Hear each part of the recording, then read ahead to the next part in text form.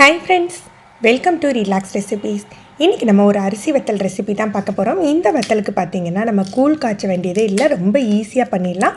வத்தலும் பொரியலை பார்த்திங்கன்னா உங்களுக்கு அப்பளம் சைஸுக்கு நல்லா பொரிஞ்சு வரும். ஒரு கப் அளவுக்கு பச்சரிசி எடுத்துருக்கேன். இதை கழுவிட்டு ஒரு 6 மணி நேரம் ஊற வச்சு நைஸாக அரைச்சி எடுத்துக்கலாம். நல்லா ஊறிட்டு இப்போ இதை நைஸாக அரைச்சி எடுத்துடுவோம். நல்லா நைஸாக அரைச்சி எடுத்துட்டேன். இதோட ஒரு கப் அளவுக்கு தண்ணியும் கலந்துக்கலாம்.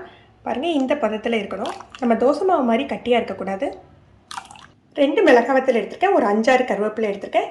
இதை மிக்சியில் ஒரு சுற்றி சேர்த்துக்கலாம்.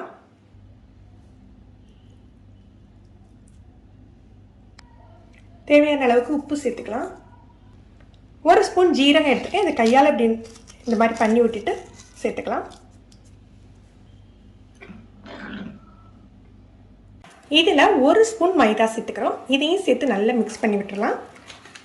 மைதா சேர்த்த பிறகு உங்களுக்கு கட்டியாக தோணுச்சுன்னா கொஞ்சமாக தண்ணி சேர்த்துக்கோங்க. இப்போ இதில் இருந்து எப்படி அரிசி அப்பளம், அரிசி வத்தல் தயார் பண்ணுறது நம்ம பார்க்கலாம். இந்த மாதிரி பிளேட் ஏதாவது எடுத்துக்கலாம். உங்களுக்கு எந்த சைஸ் விருப்பமோ அந்த சைஸ் எடுத்துக்கோங்க. கொஞ்சமாக அதில் தண்ணி தொட்டு தடவிக்கலாம்.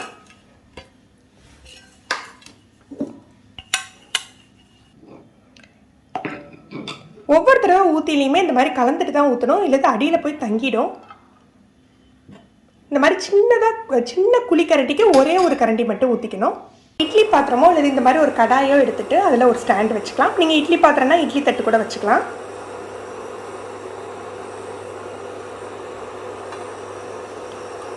இது ஒரு 1 நிமிஷத்துக்குள்ளேயே குக் ஆகிடும். இதை மூடி வச்சிடலாம்.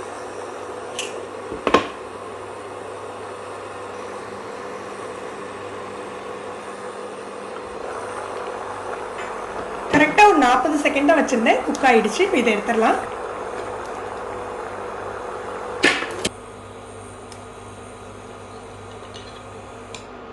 இது டக்குன்னு எடுக்க வந்துடும், எடுக்கிறதுக்கெலாம் கஷ்டமாக இருக்காது. நீங்கள் ஒரே மாதிரி 2-3 பிளேட் வச்சுக்கிட்டிங்கன்னா நம்ம ஒன்று எடுக்கலையே இன்னொன்று நம்ம வேக வச்சிடலாம்.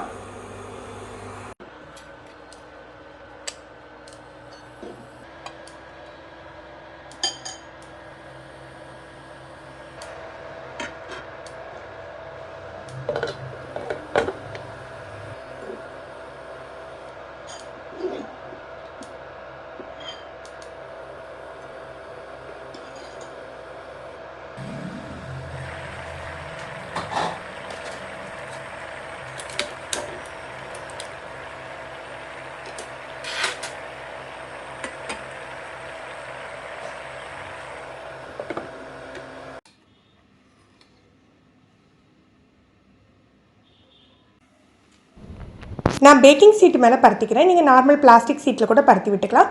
இதை வெயிலில் தான் காய போடணும் இல்லை, ஃபேனுக்கு அடியில் கூட நம்ம ஃபேன் காற்றுக்கு அடியில் கூட காய வச்சுக்கலாம். நான் ஒரு நாள் ஃபேன் காற்றுக்கு அடியில் வச்சுட்டு அப்புறமா வெயிலில் வச்சு எடுத்துக்க போகிறேன்.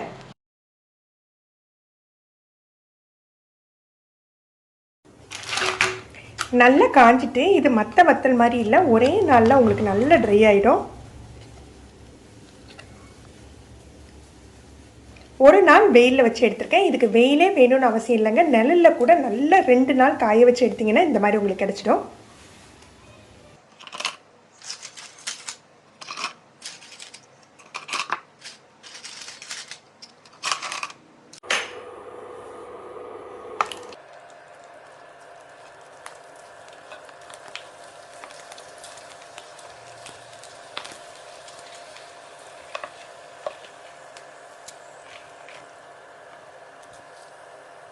ஃப்ரெண்ட்ஸ், நீங்களும் இந்த ரெசிபி ட்ரை பண்ணி பாருங்கள். எப்படி இருந்ததுன்னு கமெண்ட் பண்ணுங்கள். இந்த வீடியோ உங்களுக்கு பிடிச்சிருந்ததுன்னா லைக் பண்ணி ஷேர் பண்ணுங்கள்.